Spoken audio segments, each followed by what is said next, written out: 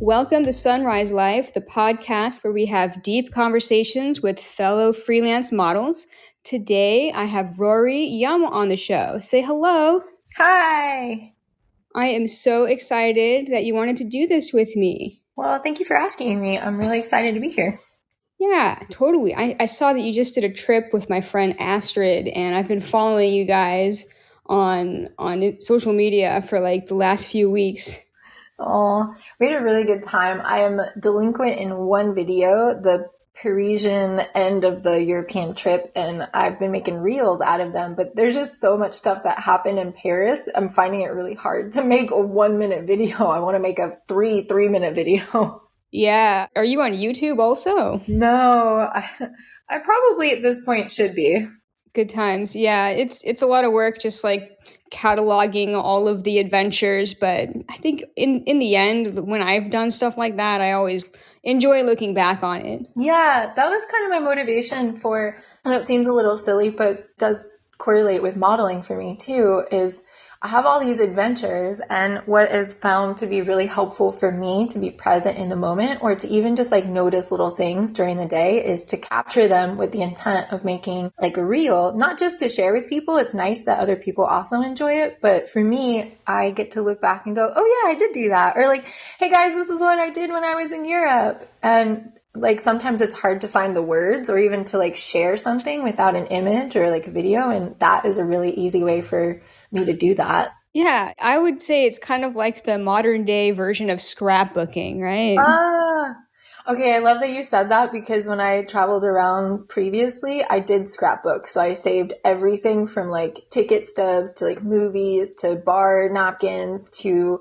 hostel tickets for checking in, and I would put them in my journal. And I have several of these composition notebooks full of just stuff that I did in different cities. That's so cool. And there's definitely like something about having a physical item over a digital thing because I also worry like, take all these pictures, but everything is like on the internet. Like, what about when in 50 years from now, how am I going to find those files? Yeah. Well, that's why I always encourage photographers to print their work, whether it's like printing it for a print that they want to put up on a wall or creating a magazine. For a while at the beginning of the pandemic, some of the things that I did shifted into creative coaching. And a lot of the folks that I had already had conversations with had come to a head where they were like, I'm not sure why I'm doing this. And I was like, well, let's start with a very simple exercise of curating a magazine just for yourself, not to sell, because I think it alleviates some of that pressure of it having to be this bigger, larger than life thing. So if you're doing it just for yourself, it's okay if it's not perfect. It's okay if like some of the images don't make sense to anyone but you. And so we curated, that means like going through images, culling them, designing a story or narrative out of the images, creating an outlay, like this image is half of a page and this is going to be a full page, and then printing it. And to see people complete that process and to like take on another aspect of photography, because when you're shooting without the idea of printing, sometimes it also informs the way that you're photographing. Because you're like, oh, I can see this on a giant print. I can see this on a canvas. When I print it this large, this is what's now in focus. Is that really what I want to be in focus? What do I want to convey when someone looks at this image? So it changes the way that you're processing what you're photographing and sometimes even what you're framing. That's a really interesting perspective, thinking about what you're shooting as if you're going to print it. And on the flip side, I've also worked with photographers who seem to be photographing for the intention of posting on Instagram. Like I've done, they asked me to do poses where I'm going to fit into a square and stuff like that for their Instagram feed. And I'm like, that's cool, but is it going to, last the times? I mean, that's a really good question. So I've always considered all the things that I do with photography or modeling my legacy, like what I'm going to leave behind. And I think that that's shown up in the images that I create because I'm willing to push myself in certain ways. And so I think by setting an intent for something, it really shapes a lot of the little decisions that end up steamrolling into bigger decisions. Like you were saying, if you put a frame around a person, you're like, okay, you've got this square. Okay, well, my intent is to put it on Instagram. That makes sense. But what about if you wanted to print it? Are you going to print them in a series of square images, or is that something totally different? That actually sounds cool, though. Yeah. So at the beginning of the pandemic, I took a job at an arts council as a visual arts director, and I got to spend a lot of time finding artists, defining what art is, because so many different mediums of art exist, like neon light bending, and curating their work and creating stories out of them and then promoting the artist. And it felt like a really natural transition from my job as a freelance model into that role. But it really also opened my eyes to all the different possibilities. So like art from photography doesn't just have to end at like, cool, I created this picture, then I edited it, and then I printed it out. It could be printed on several different mediums. It could be a t-shirt. It could be the process of printing that you choose. It could be the first step in a multi-step process where like Pierre and Giles, they're a photography duo, one photographs and one paints over the photograph, and then they elaborately decorate the frame. I just didn't realize that there were so many different potential ways of like creating art, and that was a really cool experience. I love listening to all these variations that you're describing of just thinking outside the box because maybe a lot of people that I work with, and even myself, put myself into this little box or this is what we're shooting. Oh, and I'm not going to post process that much because this is the intent. It's just the internet. People are only going to be looking at it on their phones. But coming up with ways to do like multimedia art, that's inspiring. Like I'm loving just the thought of it. Yeah. I mean, it's fun to like set yourself for different projects, especially when it's for yourself. So it sounds like not just you, but a lot of artists I noticed during the pandemic shifted their intent from I'm creating to fulfill a desire to need to create, and now I'm creating for the commercialization of it. And so sometimes those small shifts in intent changes the way that we're photographing, the way that we're capturing, because we're like, oh, this is only going to be consumed for 3 seconds. So does it need all of X? Probably not. And that's okay. That's not a right or wrong observation. I'm just noticing that, you know, when you set an intention for something, the amount of effort that you give something or don't give something, it really changes. That's amazing. I'm definitely going to delve more into that thought like in my future. 'Cause I love that. That's so cool that you do creative coaching and that's just great. I love that. Oh, I appreciate that. It just felt really natural. I was doing them already during sessions. I am really good at being super curious and asking questions. And after that, people would ask me, hey, you know, I had a really interesting conversation with you, and I would like to further pursue, you know, what this project might look like. So it could be considered like a project manager. It could be considered a creative coach. It could be a little bit of both. That's cool. Yeah. That's so cool. I might hit you up later. Oh, I appreciate that.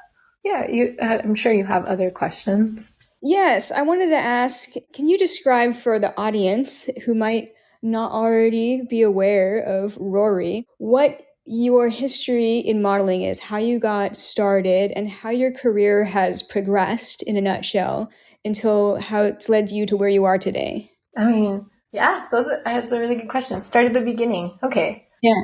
So I was pretty young when my legs grew like overnight. And since that, I think it was like 13 or 14 perhaps, since that age, people would come up and say, oh, you should be a model. And when I was really young and super rebellious, I was like, you don't tell me what to do. I'm going to be a rocket scientist, and in just true rebellion fashion. Because in my mind, I thought a model was someone who, you know, was like very pampered and very princess-like. And I was anything but as a kid. I was probably my parents' worst nightmare as a first kid because I wanted to know why does this happen? And how does that happen? And when does it happen?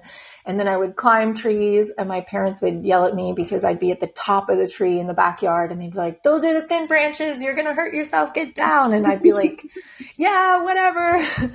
And then I discovered fine art modeling thanks to Model Mayhem. So again, at that time, when I was, I think, 18, and I was like, well, maybe I'll pursue this modeling thing. I don't really know. I thought the only way that you could model was through an agency. And so I did some internet searching and found Model Mayhem and saw that, okay, well, if I'm not able to be with an agency, because that's, I think, the only way you can do this, there might be this other option. And this other option isn't really clear because it wasn't step one, you get an agency. Step two, you do this. Step three, you do that. It was just the freelance modeling community. And it seemed like a group of models were all approaching it from their own perspective with a general consensus on a set of like ethics or code that they were operating by. There wasn't a lot of communication between models, as far as I knew, because I wasn't a part of it yet. And so looking through all of these models' portfolios, I came across a model named Brooklyn who had done a lot of fine art modeling. And I was like, well, I could totally be okay with this. This seems like an option. But I went to an agency. I worked with them for a little bit. They had mentioned that I needed to have like long hair and have a very commercial girl next door look. It was not my vibe. I told them that I wanted to shave my head and they were like, no, you can't do that. And I was like, well, actually you can't tell me what to do. So I'm going to shave my head because I'm my own person. And then I started my freelance modeling journey. Sweet. Yeah. So it's kind of like, I love that. So, and really like my intent over the years, again, when I saw the fine art nude different model mayhem profiles, I realized that like nudity had another space. It wasn't just immediately sexual. It could be beautiful. It could be the shape of the body. It could be ugly. It could be vibrant. It could be passionate. It could be all of these things that I wasn't up until that point in my life had experienced, because as like a thin, white, conventionally attractive female, I just got sexualized all the time. And so when I saw that this other option existed, I was like, I will pursue that to the end of the earth. And I want to create art that shares that we have a multitude of feelings and emotions that is not just nudity equals sex. And so I feel like over the course of the last decade that I've been doing this, that's the thing that I know that I'm doing. That's the thing that I know that I set out to do and have accomplished, because I used to get messages when Tumblr existed in a different capacity from folks that were like, oh, I didn't realize that you could be nude and it not be sexual. I didn't realize that you could be nude and be gender ambiguous. I didn't know that you could be nude and be X. And what I was hearing was that there were more options for them, more possibilities for nudity in their mind than what had existed before. And I was like, yes, that is the world that I want to live in. That is what I'm doing. Yes. So you are the change that you wanted to see in the world. Yeah. And I'm not saying that every single shoot is like, yeah, hurrah, we're going to do this. Like sometimes you wake up and you're like, I don't want to do anything today. But when I look back, the legacy that I leave behind, this is what I feel like I've imparted. That's really amazing. And it's great to hear from stories of people that didn't feel pressured. Well, maybe you felt pressured to conform, but you didn't comply with the pressure. Like you did what you wanted to do. Yeah, I had some pretty strict rules. Like I'm, be very clear. Like I'm very privileged in the position that I sit in because I can be a fashion agency model. I'm 5'9", so I'm the conventionally attractive model. So that gives me a lot of leeway to say, no, I don't want to do that job, or yes, I want to do this job, and also access to jobs. So for me, when I first started modeling, the way that I approached it was I went through Model Mayhem and I saw all the categories of genres that they had. I Googled all of them and I was like, okay, that one doesn't really seem like something that I'd be interested in. But anything that like made me a little bit curious, I put in a list, and then I went and attempted to try and schedule some of those shoots. So I could kind of get an idea of like, is that for me or is that not for me? And then eventually I whittled it down to 3 different genres that I thought I'd be really good at, or that I felt that I had a lot of passion towards.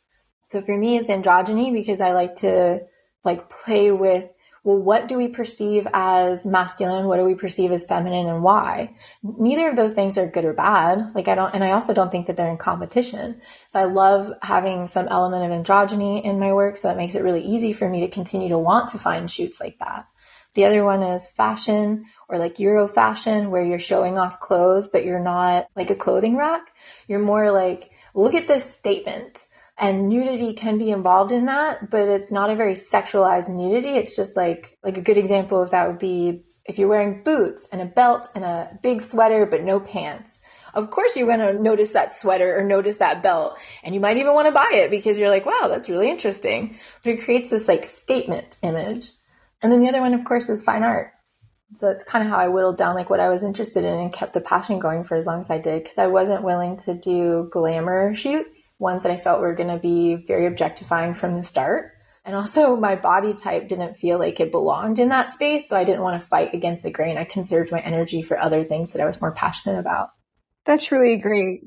I like to hear that you had the wherewithal to research all the genres and like figure out what you wanted to do. It seems like you did that early on. Yeah. And over the course of time for me, like found myself being put into a box of, oh, you're only this type of model, and it's like not the genre that I wanted to be aligned with. And so it's great, and it's great advice to other people listening to this, that just because people are offering you jobs for a certain type of modeling, or for anything, I suppose, it doesn't mean that you have to do it. Yeah. Well, I also don't think that it's a binary. It doesn't have to be an either or. There could be a third option, right? So the way that I always like looked at shoots for me was, does this take me closer to things that I'm interested in doing? So I'm not going to say no to someone who has predominantly glamour portfolio.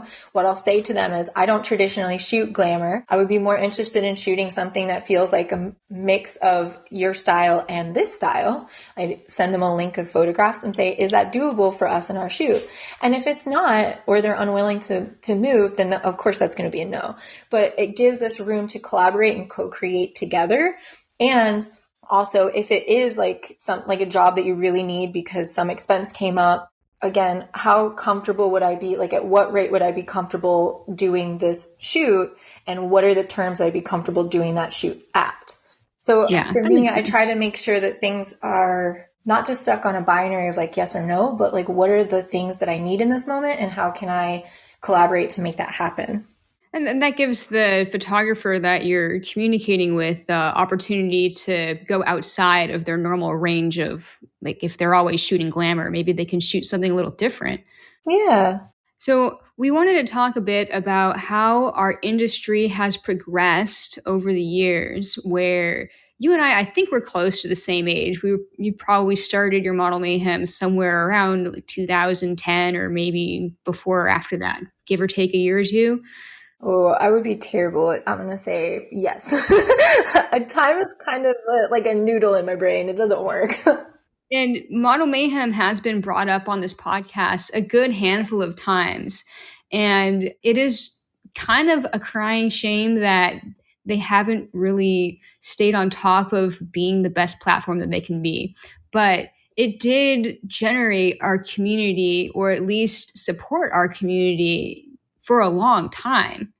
For sure. So I remember the mentor photographer that I had right when I was getting started telling me about the forming of Model Mayhem and how it was only just a couple of years older than when I'd been introduced to it.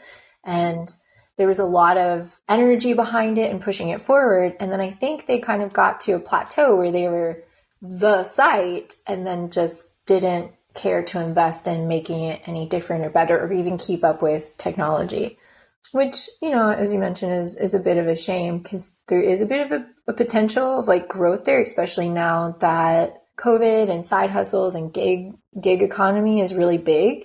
Like, that could have grown with it. But I mean, you look at things like Blockbuster and you wonder why they don't exist anymore, and it's not adjusting to the contemporary times that we're in. Yeah. And also, I believe something happened about like 7 or so years ago where they changed their messaging policy, where if you had a free account, you couldn't initiate a message with somebody unless you are already on each other's friends list, which makes it hard if you're a traveling model to communicate with people who don't have paid accounts.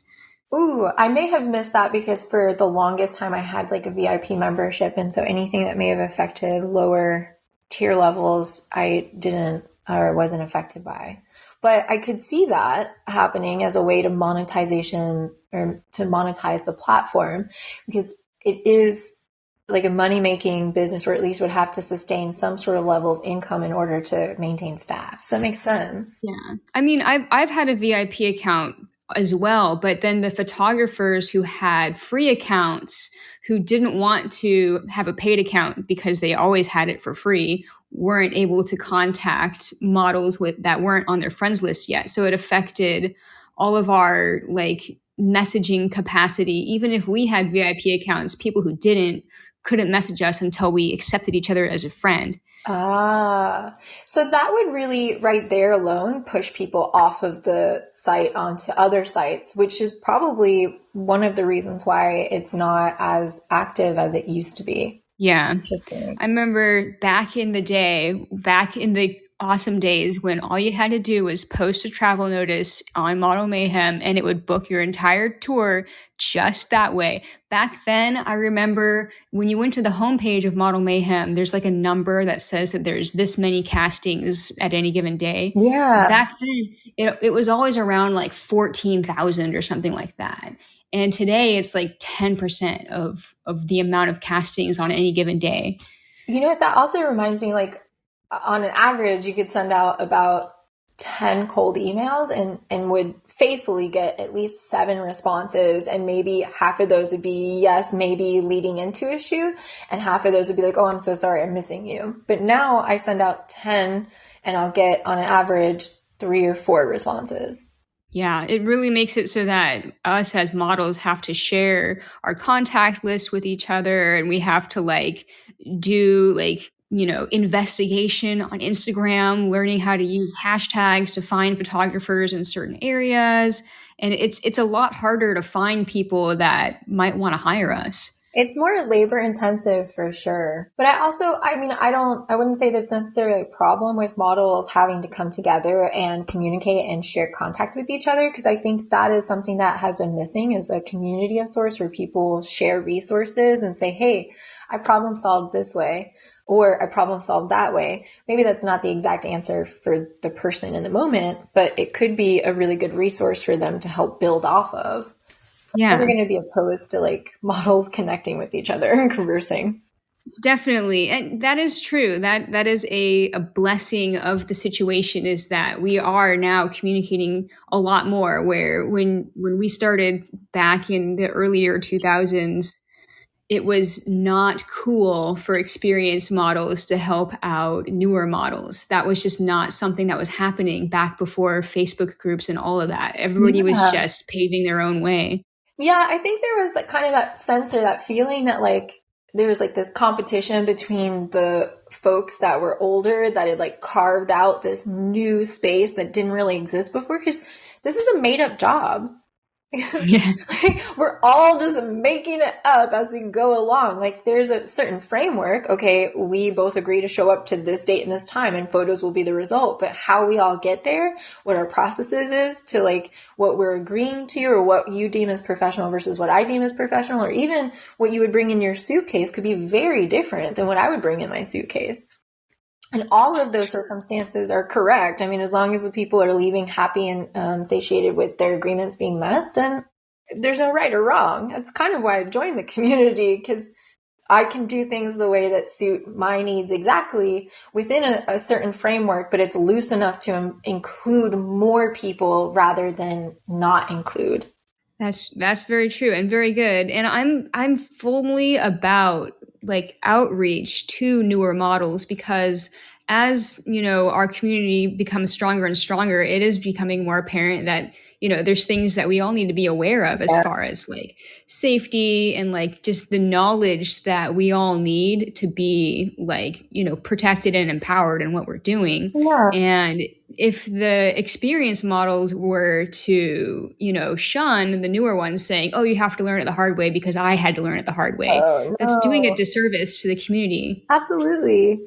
I mean, I'm where I am today because someone else did work before me. Regardless of if I notice or acknowledge or see it, all the models that carved out the freelance community that existed before I even became a part of it, that's all work that I'm benefiting from. So it makes sense to me to continue to do some of that work in order for a safer community to exist. So one of the reasons I used to meet with different models, I mean, there's several reasons to meet with models, but like if you're in the same city, in order to set up time between all of our shoots and everything that was going on. So I had a bunch of questions that I was really curious about. I would always ask, like, there's a model that's in a very different genre. Her primary domain seemed to be in like fetish work or like darker fine art, more gothic-y style, if you want to call it.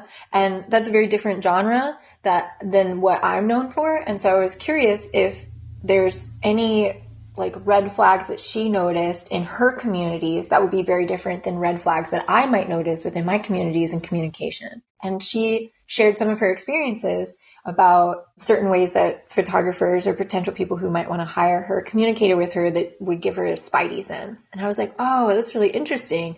I didn't realize that these kinds of communications in your field are a little different than the expectations that I would have in my field. So that really shared for me how different experiences could be within the same quote unquote job. Yeah, can you think of any examples of those different types of red flags? So, if you're doing a shoot where you're in bondage, the kind of safety and language that you're going to have is going to be very different. That those needs are going to be very different than if you're just in a fine art shoot. So like if I don't know, for example, the most risky thing that would require more communication is if I was shooting outdoors and public land that wasn't privately owned. I would have to have a lot of conversations about what does it look like if someone comes up, or do you need to touch me? What happens if I'm stuck in a position and I need help in and out? Where is it appropriate to touch me? Whereas that kind of conversation is a little bit different when somebody is touching you to tie you up or to restrain you in some sort of capacity. And what do those things look like for you to feel safe? What are verbal cues? I don't have to have a lot of those conversations. So it hadn't even occurred to me that they would exist because it wasn't my experience. That makes sense. And then there's things that you really wouldn't know to ask unless it happened, unfortunately. And that's how some of us learn through experience. I'm just thinking about the bondage thing and some of my past experiences, and there's definitely things that have happened where I've learned, okay, now because of this experience, I have the knowledge to set this boundary in advance. Yeah. Or navigate more smoothly at this, what I would consider a sticky point. Yeah, with bondage in particular, I'll set this little example out Yeah. because the bondage photographer or producer or whatever you would refer to them as, they might say, just give me a signal or just say help if you feel uncomfortable, if you want to be untied. But then if they put duct tape over your mouth, how are you supposed to give Yeah. that signal properly? And then you don't know it until you're in that situation. Yeah. See, that's a really good example. So through the experience of having been in that situation, you know in advance that that may not work in that particular situation. So you're going to have to communicate what does a nonverbal signal look like. Yeah. Well, and I also think so. One of the other things that I think about is from figure models. I've learned this. There's certain positions that you can hold for a period of time before your body either gives out, like your arm goes to sleep or your leg goes to sleep, or you start to feel numb or tingly. And so being clear and communicating up front, hey, I think I can hold this position for 2 minutes. I know that we're doing a 10-minute drawing pose. If you don't mind me shaking out my arm every 2 minutes, then I'm happy to hold this pose for you for 10 minutes versus just going into it and having to brave it out and feeling like you can't, move or shift or change. That's something that I learned over experience of time and being in different art circles. Oh, it's okay to move your limb or readjust if you need to. I totally learned the hard way with that one too. But when you get into posing and you're up front of the class, my first time, I'm like, oh, I'm going to do this pose. And they're like, you're going to do that for 3 minutes? I'm like, yeah, I can do that for 3 minutes. And then after 40 seconds, I quickly learned that I could not do that for three Yeah. whole minutes. Well, and I'm So not you're saying right. that, I didn't learn sometimes the hard way either. Yeah. But it's really nice to be in a community of people where you can say, hey, I'm just kind of curious, what does this look like for you? And Yeah. I've reached out to models of all different genres and capacities and full-time, part-time, just hobbyists or just curious and only done it once to learn, what people's experiences were, or what perspective they were, looking at the same thing with, because everyone has a different experience. Yeah, and especially when you're working with people who are empathetic towards the model's situation, physically, then that's always the path for a good experience. But there's definitely some people who don't necessarily think about that in advance, not necessarily that they have ill intentions toward the model that they're working with, but perhaps they just don't think about that because they're thinking about their creative idea that they want to shoot and Yeah. not how cold it is or how uncomfortable the position is. Yeah. So I love doing this thing. It tickles me and it's a great icebreaker, but sometimes I'll ask the photographer to give me an example of what it is, kind of pose that they were thinking of. I'll give you a better context around that. So there's this photographer that I worked with in Switzerland, and we've been corresponding for quite a long time to work together. And finally, it just was able to happen and delighted me so. And he was very excited. He had a couple of different ideas that he wanted to work on. He had this large, like, tree branch that he'd whittled down. It was really beautiful. And he was wedging it in this corner. And so you've got this long, spindly, like, stick situation, and then, of course, a really long, spindly stick human.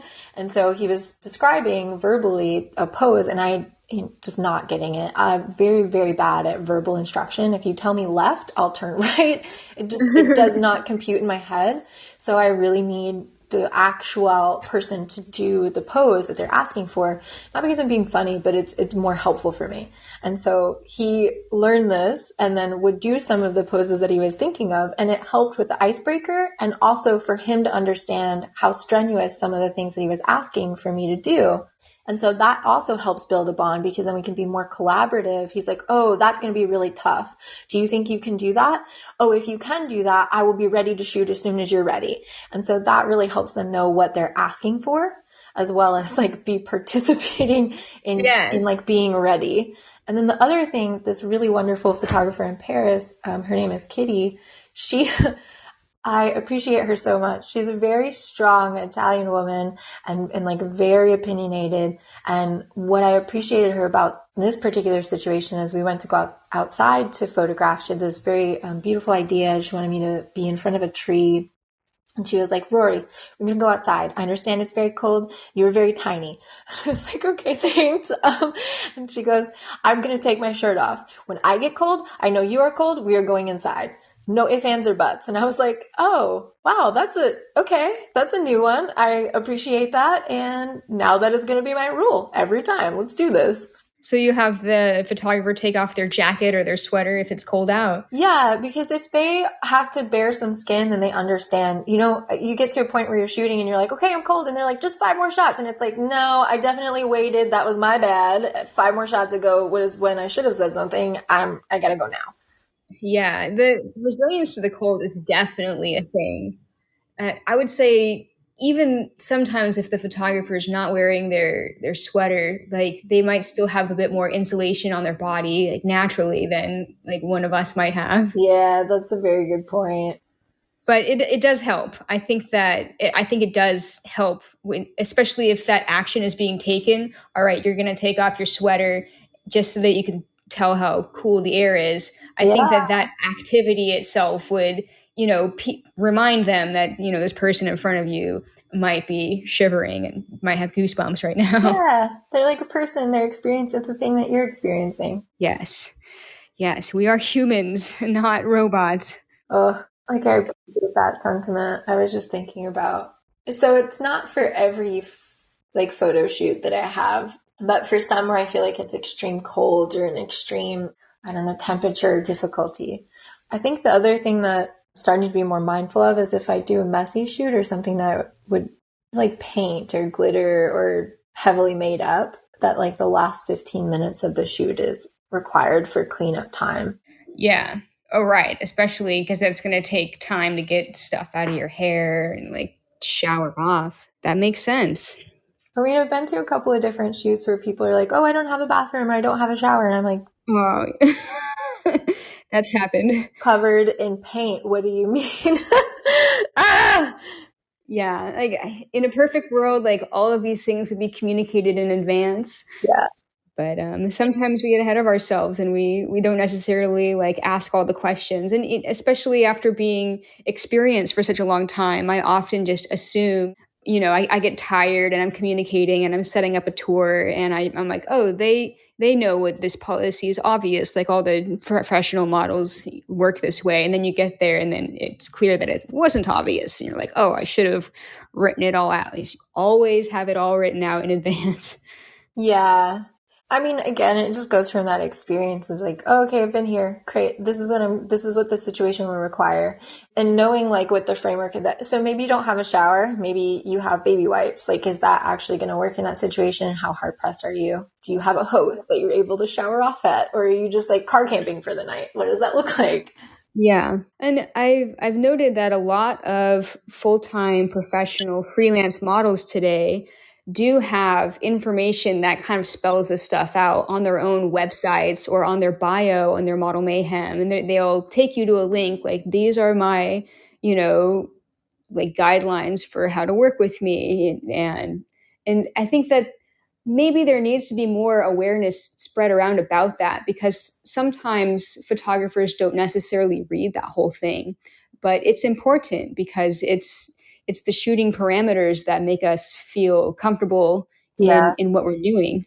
Well, so I love that you brought that up. There have been times I noticed predominantly in, well, that's not really fair. I was going to say predominantly in Europe, I've noticed that a lot of times when I reach out to people and they book me to shoot in this last 3-week tour that I did with Astrid, a lot of them had read the conditions and were repeating some of the things back in agreement with me. I thought, oh, that's really cool. That's very different than what I've experienced in the United States.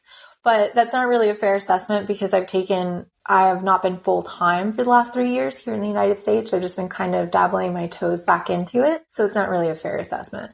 But I do like that this one model in their correspondence, they will say, okay, to confirm this shoot, I'm linking you to my, conditions. Once we move beyond this communication, I will know, or that you are agreeing to having read those. If you have not read that, there's no responsibility on me. That is on you at this point. So by having that clearly written in writing as part of their confirmation for the booking, I think that really helps promote, and you can lead a horse to water. It doesn't mean that they'll actually drink. Promote the idea that that is a very essential part to like working with the person. Yes, and obviously the cancellation policy is one of the most important parts of that thing that we all hope that photographers will read and will agree to. Yeah. It is unfortunate that at least I haven't found that much recourse for enforcing that. There's a couple of things within the community that don't feel as enforceable as I would like them to be. That would be one of them.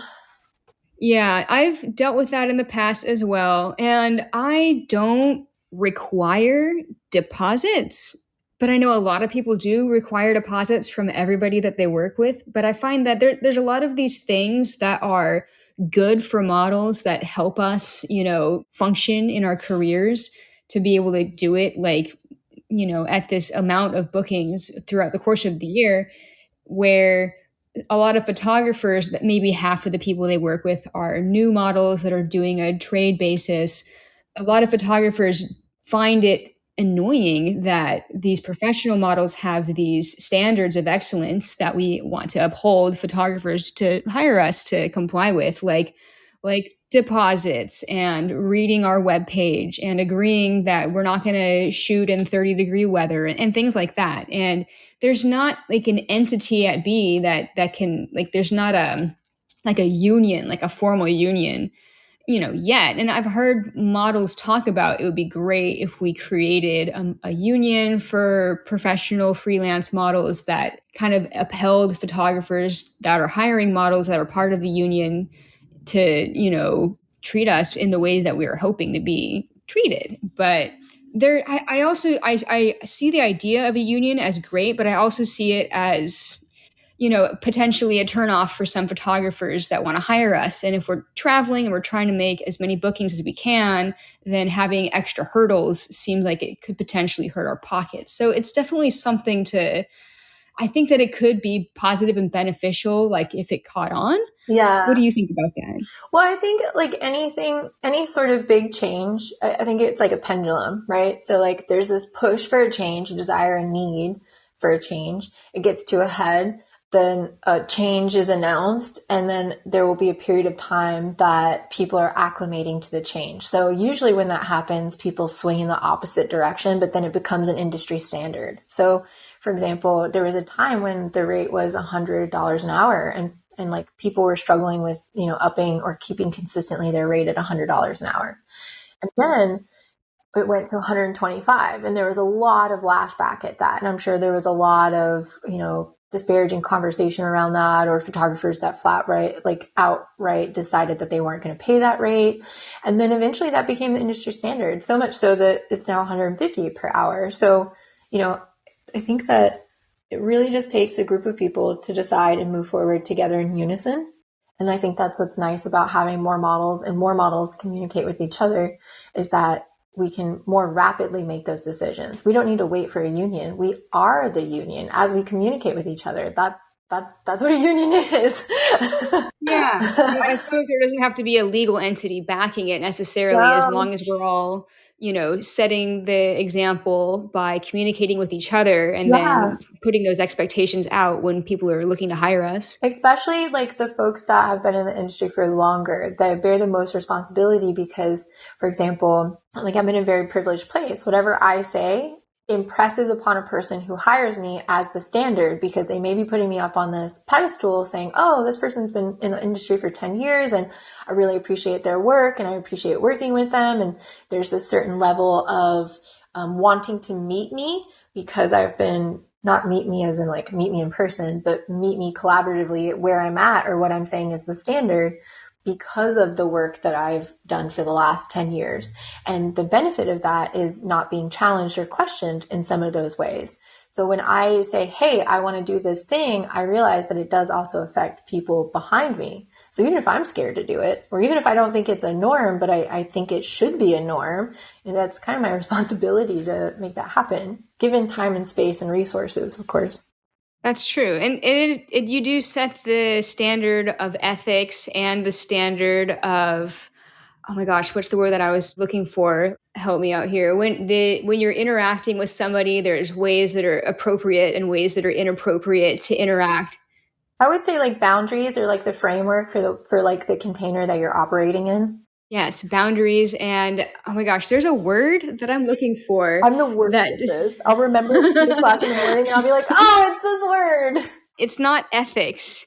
And it involves ethics and it's not boundaries, but Like it mortal involves code. boundaries. Moral code or oh my god. Oh, I hate when that happens. I'm sorry.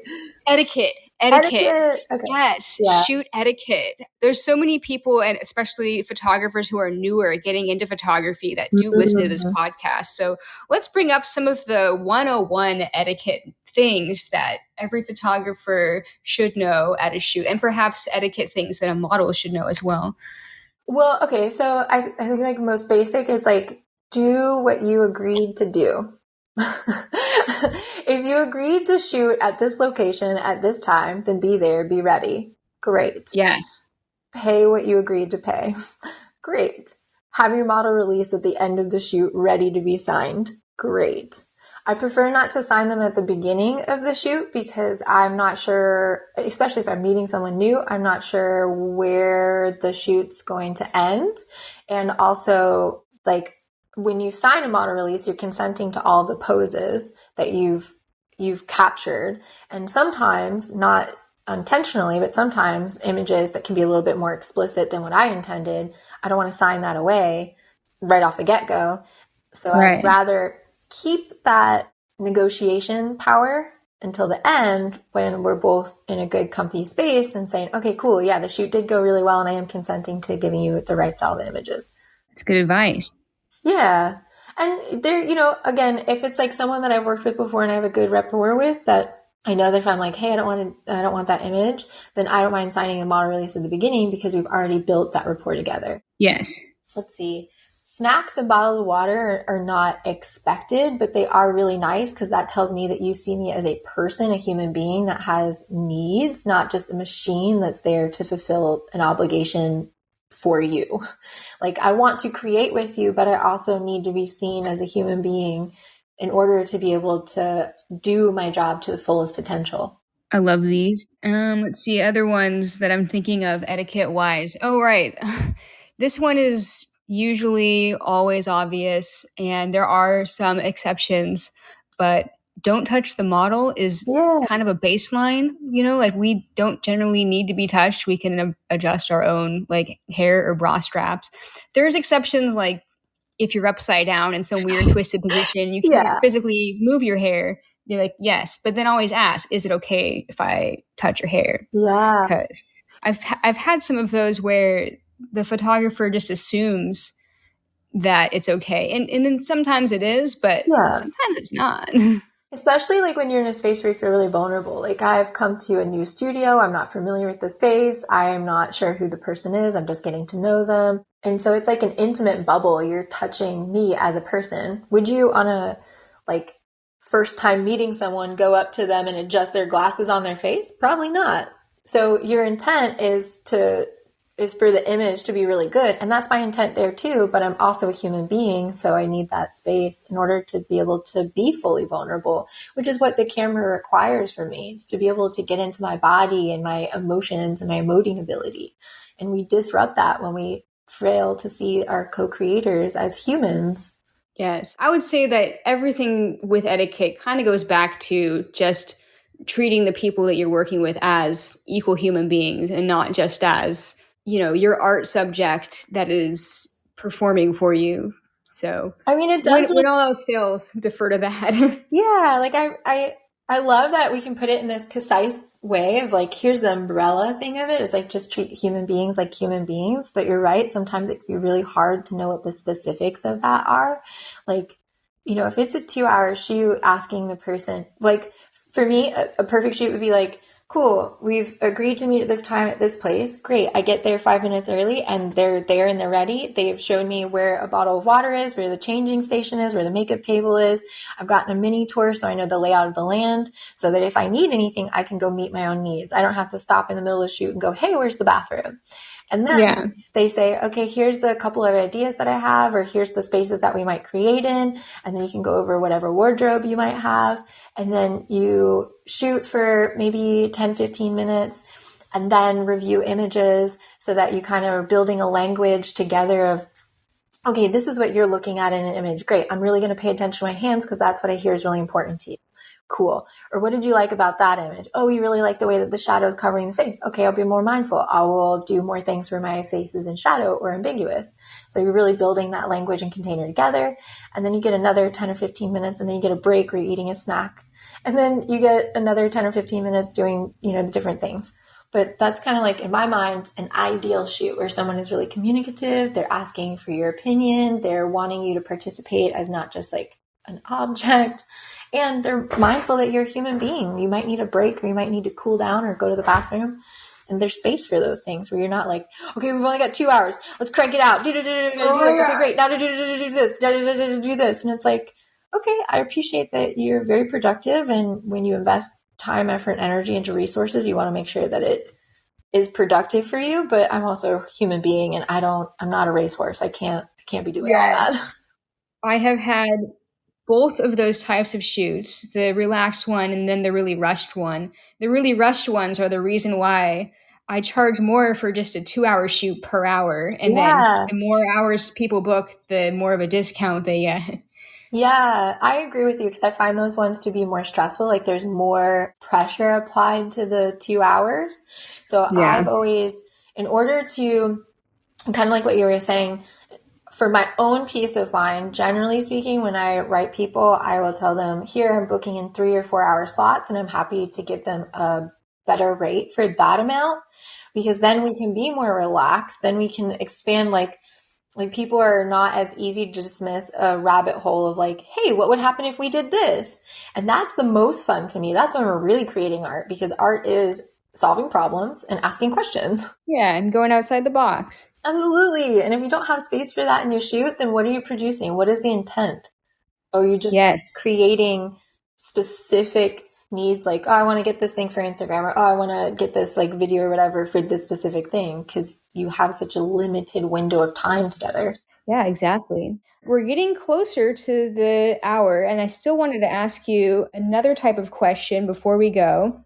It's called the rising phoenix moment of your life. Can you describe something, whether it's related to your modeling or something else in your life, where you were faced with some kind of a challenge that you had to overcome, whether it was career related or about self confidence? What is your rising phoenix moment in life? Ooh. So that's a that's kind of like again the reason why I got into like modeling in the first place was that I'd pent up so much negative energy from the limitation that I perceived people giving me. I understood that they were trying to give me a compliment, but a compliment in their eyes was very limiting in my eyes. So they're like, you should be a model. And it's like, but I'm a whole person. I could be artist. I could be an author. I could want to be into data research. Like when you tell me that I'm only good for this one thing, it feels so limiting. And it really started to become consuming to me. And that's why I was so adverse to wanting to model in the first place. But then when I discovered that there were other genres that I could dive into and that I didn't have to be that one thing, then it really gave me the opportunity to explore, okay, what if I conserve some of my energy and I don't go against the grain? I do the thing that everyone is telling me I should go do. Okay, but how can I approach it from a way that will solve problems in my life that will give me creative fulfillment or the ability to travel? I dropped out of high school. It just wasn't for me. School was not a good way for me to learn. I'm more Same. very like hands-on, and I'm really glad to hear that because I'm feeling like the more creative people that I meet that are in the freelance community, the more that resonates. I'm like, oh, okay, so that's not just me. I'm not this isolated event. I'm just like, school is set up for some people that it works really well, but it just didn't work for me. And so, overcoming that perception of like, well, modeling can only be this one thing. And I was like, no, modeling can be whatever journey I want it to be. That's why it's freelance.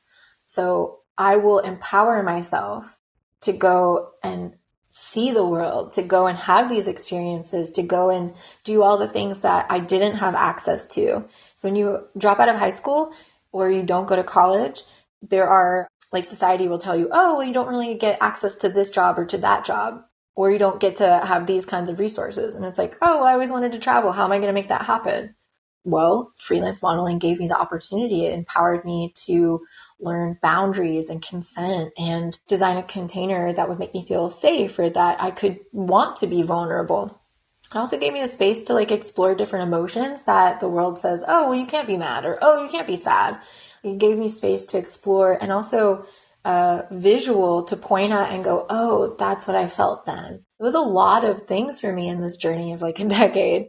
Yeah, I resonate with a lot of that too. I didn't know that you were also a high school dropout, but Yeah. yeah, I mean, there's a lot of really famous, well-known people who did not complete high school and they went forward to be very successful and change the world. So, yeah, who needs it? You don't have to do what everybody says that you're supposed to do. You don't have to complete college, and if you're a model, it doesn't mean you have to have an agent or like work for a magazine, or because a lot of people still think that that's what a model is. Our little freelance community is still really small, Yeah. but we love it, and it's empowered us to do all this amazing travel and like, influencing our friends and like Yeah. just expressing ourselves because we didn't really have the same avenue of self-expression before. Like there are obviously different kinds of art.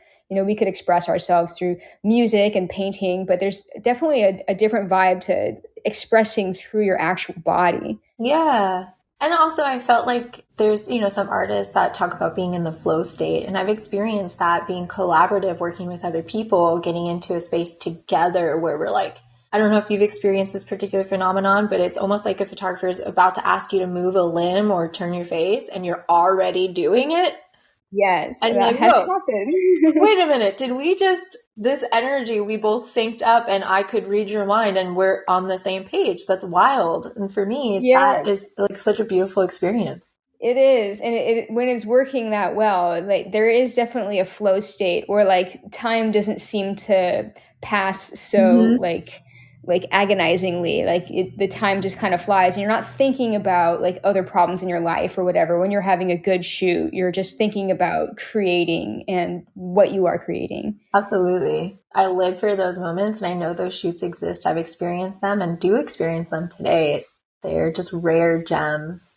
I really, Yeah, it's like with freelance modeling, one of the hardest lessons that I had to learn like early on is that like there's not a big break. Like it's not America's Next Top Model. Like I mean, you could like, win a sponsorship or whatever, but like overall, like your career is made up of a bunch of small gigs, and then some of them are really awesome and some of them are just, yeah, but they're not always going to be like the most spectacular. Like you're not going to be getting famous from any one shoot Yeah. necessarily. Like you have to enjoy the process of all the photo shoots. So I've always measured it like, I love that you said that because I think sometimes we get really hung up on this binary of like, yes, I'm going to take that shoot or no, I'm not going to take that shoot because it doesn't tick all of my boxes.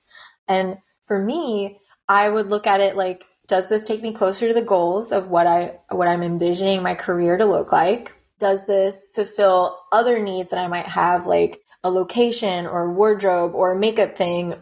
As all parts of the process and journey and goal versus like, is this exactly what I want to get hired for? No, then I'm not going to take it.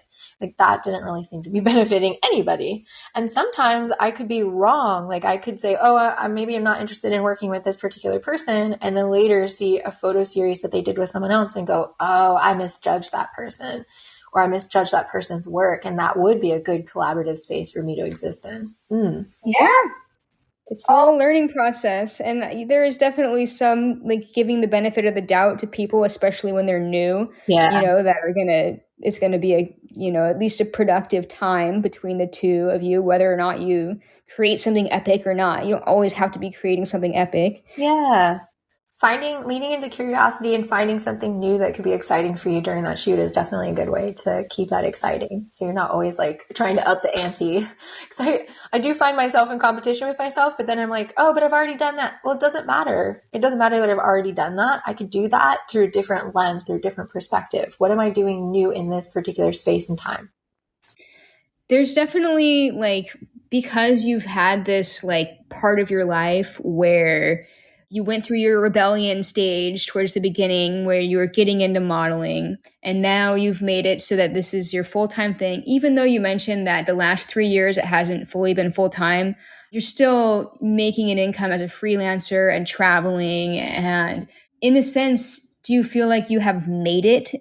Okay, so I struggle with that particularly because I think if in my brain I hit a plateau where I was like, cool, I've made it, then I wouldn't continue to be hungry to see what's around the next corner. I wouldn't be motivated to like explore what could be next. So while I would say that I really love the body of work that I've created already, there's so much more for me to explore that it makes me excited to want to continue doing that. And I've always maintained, because Vivienne Westwood was a huge hero of mine, particularly for this specific reason. I think she was 70. She shot with Jürgen Teller, and it was a very explicit spread where she was laying on this couch. I mean, the meme, shoot me like your French girls, comes to mind, but she was fully nude and fully explicit.